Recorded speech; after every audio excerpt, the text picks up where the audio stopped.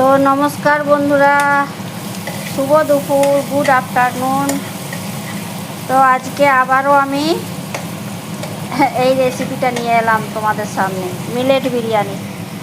এইটার বড় ডিমান্ড আমার, তো যার জন্য আমি এই যে সব কিছু কেটে নিয়েছি। আজকে তার জন্য একটু বানাবো রায়তা, দই দিয়ে পুদিনা আর এই যে ধনা পাতা আমি ভিজিয়ে রাখছি। এটাকে গ্রাইন্ডার করে এর ভেতরে একটা কাঁচা লঙ্কা, দুটো রসুন দিয়ে এটাকে আমি পেস্ট করে নেবো। পেস্ট করে এই দইয়ের ভেতরে মেশাবো। এখন যেহেতু গরম পড়ে গেছে না, তো গরমে পুদিনাটা পেট ঠান্ডা করে, তো পুদিনার রায়তা বানাবো আমি। এটার মধ্যে পেস্ট করে, আর এটায় নুন আর কিচ্ছু না, বিট নুন আর নুন দুটা মিশিয়ে মিক্স করে এই রায়তাটা বানাবো, পুদিনা রায়তা। আর হবে কচুম্বার স্যালাড, এই খালি গাজর আর শসা আর এই যে পেঁয়াজ আর এই দিয়ে একটা কচুম্বার স্যালাড হবে। আর মিলেটটা এই যে আমি সিদ্ধ করে নিয়েছি, দেখো এই যে মিলেটটা সিদ্ধ করে নিয়েছি।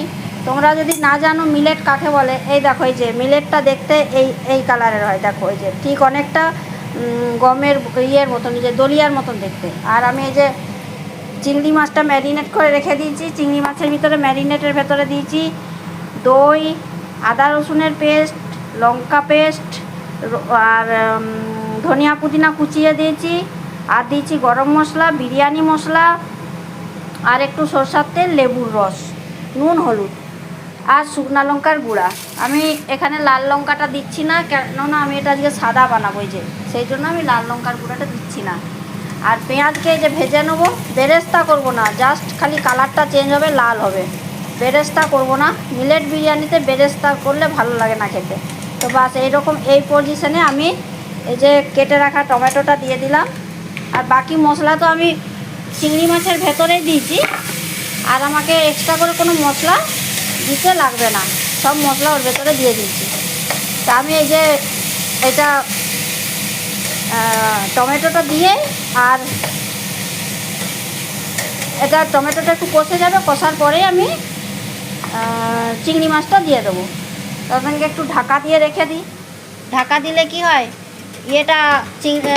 টমেটোটা গলে যাবে তাড়াতাড়ি, সেই জন্য ঢাকাটাও খুঁজে পাচ্ছি না। ঢাকাটা কোথায় রাখতে কি জানি, ঢাকাটা খুঁজে পাচ্ছি না, একটু ঢাকাটা দিয়ে দিই।